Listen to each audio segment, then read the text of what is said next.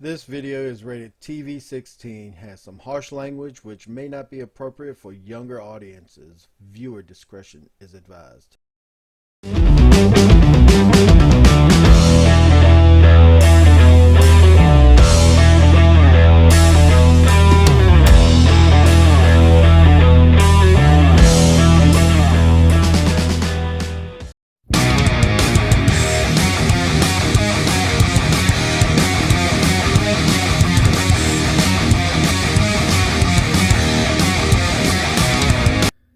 All right, Heavy Metal Explosion coming at you with another video. I wanted to discuss the clones, and because this is the only full set of clones that I have. I don't think I'm gonna wind up going with Fast Lane or Fast Clash. Mainly because I didn't really like them. I like the originals more than I like the new ones. But I like these about the same as I like the original Decepticon clones. So, I think as time went on, I kind of switched sides from Autobots to Decepticons, because Decepticons just had that fantasy about them. They had unique colors that was very interesting to see. And a lot like you see here, I've got Legends Thundercracker here. And I don't know, just over the years, that purple and black, it's kind of like a dark red and black. It's like those are some catchy, very catchy colors. It's I don't know. I guess I kind of enjoy those style colors. Something that wasn't very unique. I mean, you can go around and see a yellow Volkswagen Beetle or red Volkswagen Beetle all day long, or Lamborghini Countach, red or black or something to that effect. You can see all those, but you don't normally see something that's like this, or like Viper over here. You don't see those that often. I was a big jet person. Enjoyed that. I collected GI Joes, and most of my favorite toys were more jets and boats than they were the land vehicles. So, just getting into here with the clones here, we have Wingspan and Pounce, and they are legends. So their articulation is okay, but still kind of limited. Their appendages are set up in order to fit their body style, because they're legends. They're still limited to what they can do. I mean, officially, we got legends out here that are being made by Iron Factory, DX9, I think, Magic Square, that have the same articulation in it as some of your masterpiece figures. So, can we get the articulation? Yes, we can. Can we get the hidden features like we got in the original clones? Sure we could. Sure we could. But from a financial standpoint, Hasbro has to make money, and the only way to make money is to make toys that are related to children. Masterpieces, they're more or less the adults. And I know we've got very unique and vocal people in the Transformer world, fans that are diehard and they don't mind voicing their opinion. Heck, I don't mind it. For the longest time, I was so bent out of shape because of the way Hasbro was treating G.I. Joe. You know, Transformers has always been here, except for 2 or 3 times they had their little hiatus and whatnot, or they had their downtime when their figures wasn't that great. But I can honestly say for the last 4, 5, 6 or so years, I've been really enjoying the maybe even a little bit longer than that, because I have a Bumblebee from the Classics line still, and I like that figure. I like the Cliff Jumper one that they made. I really like both of those figures. Did I like the Optimus Prime? No. Was it a good fill-in figure? Sure, it was that for the time. Um, but it was a hit and miss deal. So along with the clones, the clones, they really, I wasn't really into the comic books too much, I guess, after the Headmasters, after the movie series. I got into it a little bit. I got the Transformers movie miniseries, the Headmasters miniseries, and I, you know, got various comic books, you know, with um, Bludgeon, and some of the other um, Pretenders and stuff like that came out. And one of the very unique moments in my life, I told my mom about a friend of mine. His uncle had these collection of GI Joes and Transformers. I mean, had a big collection.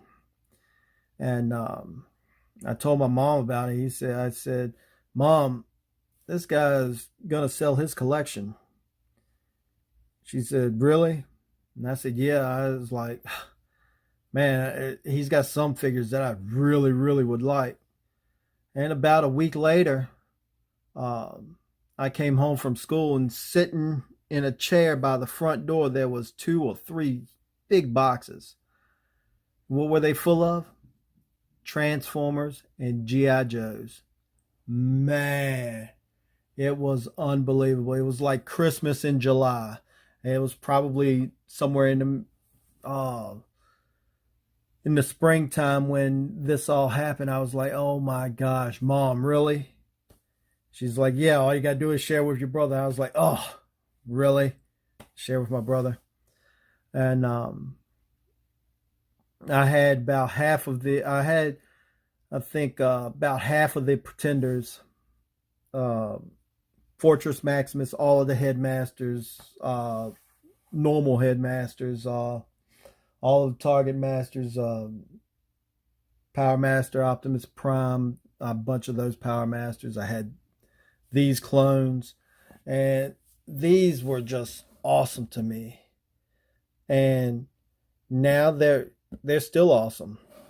So I'm not trying to make this super long and all that, but in here you see there's a lot of articulation for Legends. The head moves, the legs, they have thigh swivel, a knee bend, and that's pretty much it for the most part. I mean, you've got articulation here and there that, if you look at it, it's meant for other things. But let's get some transformation going on. So if I can remember how to do it now. I think it's something like this here. Or is it like this?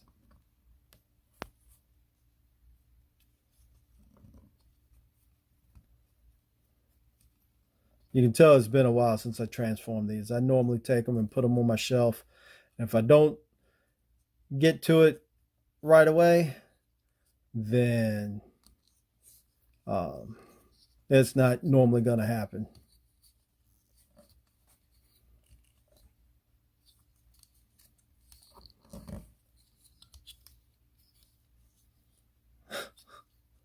Really? I don't know if I got this up right. There we go. Something like this here.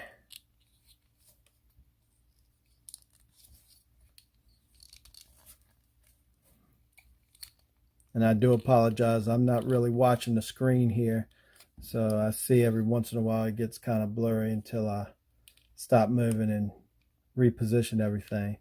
But this is supposed to slip in right here on this tab here. Can we get a focus here, camera?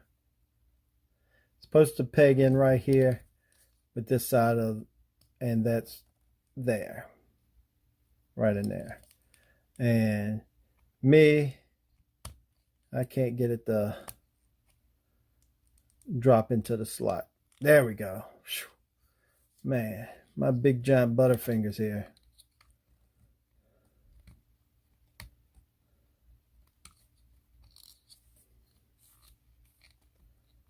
It's just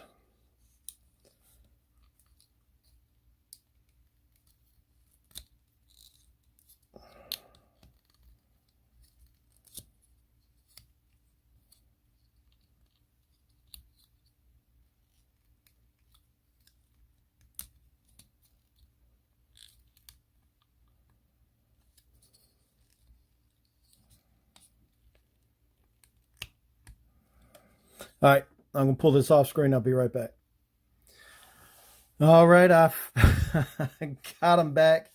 And the thing you need to remember when transforming this is these ball joints on the legs here. Get this in frame here. These here, they need to be facing just like this, because what will happen is they will sit out on a slight angle in order to peg these in. Man, like I said, it's been a while since I had to transform this. And I used to like transforming this guy when I first got him. Of course, he came in as that Walgreens exclusive 2-pack. So, for sake of argument, let me see if I can speed this along, transform him off screen, and give it back to you. All right, guys, that didn't take long at all. But as you can see, these animal modes are reminiscent of the original clone figures. This one, in my opinion, is more so reminiscent than this guy. But I still like this one. And this one, obviously. And I just want to bring in one other figure, because I think at some point it may be relevant to the overall cause of revisiting some of the older figures. Now, I know some of us grew up in the time of the Energon craze, or the Unicron trilogy. And if you recall, on one of them, there was one section where they had, I think, who was it? It was a Quintus Prime, or was it some kind of Quintesson or something of that nature, took over Unicron's body, and they decided to make a bunch of robots that were just mindless drones. And if you recall, there was something that was like a puma style, some kind of hawk, a dinosaur, And then there was a beetle. Was it a beetle? You can jot that down in the comment section below. But with the Insecticons that we have, with these three guys that we have, um, it would not be hard to bring back some of those characters, different paint schemes, more Energon like, to give us more of these beast modes that we've been lacking. Now, I know, even though I'm supposed to be talking about the clones here, uh, again, they're great figures. They're great figures. And the aftermarket for the Pounce, I mean, really, if you're going to pay $40 for Pounce, you might as well go to BBTS and get the box set and just sell everything in the box set and get that. You'll probably make your money back, paid for the box set, and still come out with a figure, basically getting it for free. So, I mean, that's a big deal in my opinion. I mean, it's, again, the aftermarket prices are outrageous. You go to eBay. I hate eBay. Hate eBay.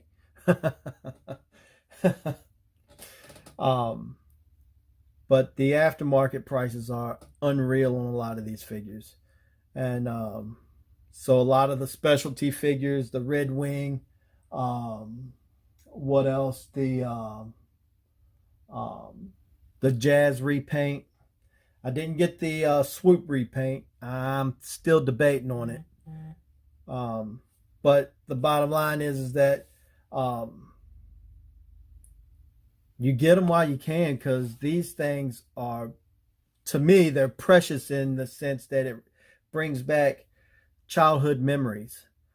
Times when, my mom would sit here and come upstairs and watch me transform all these guys. She'd sit down and say, well, show me how this works. Show me how that works. And I'd go through all these things, and I'd set up my G.I. Joes and stuff like that. And, I'd have my own G.I. Joe Transformers crossover battle. It was great times back then. And seeing a lot of these figures like this here, the Pounce, the Power Master Optimus Prime, the Target Masters, the Duocons, Fortress Maximus, just brings back all those memories that I had. It makes me feel good about collecting. It makes me feel good about,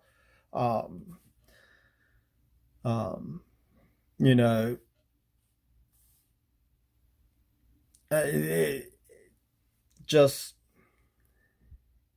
I guess, for lack of better words, it just takes me to a nice happy place, as an adult, as being 45, almost 46 years old. I don't have to go out to the bar and go get drunk. I can come in here and I can look at these things that I've got displayed. I can take them down. I can transform them. I can admire them. I can take pictures of them. And, I can enjoy a time when it might not be a very enjoyable time, whatever it might be. But going to these guys, I mean, I really, really like the way they look. This video is running long, and I gush about bringing these guys up. But like I said, you could pretty much bring back those little Energon-esque style animals. You can make some for Autobots, Decepticons, whatever it could be. And you've got the molds right here, Hasbro. Bam. Do something about it. But yeah, I really like just the way this guy here is. You can get good poses out of him, but he's more of a flight pose style animal, and he can be kind of in motion and static all at the same time. It's just real neat. It's just, I'm just gushing too much. I do apologize. getting into a little of my own back history and talking about these guys. I mean, oh, it is what it is. um, again, um, this is Heavy Metal Explosion, and uh, come back and see me. Leave a like if you like the video, subscribe, and there's a couple other videos that I've got put out, and I'm putting up some more. I'm going to try to put some up once a day and try to give y'all some energetic and fun commentary and stuff to that effect. Again, I do have a Patreon page. I don't ask for much. Of course, the minimum I think they want is for you to add to it is $1 a time or whatever. All I'm doing is my Patreon page is set up to, well, you know what? I'll make a separate video on my Patreon page about that and cut this video short. All right.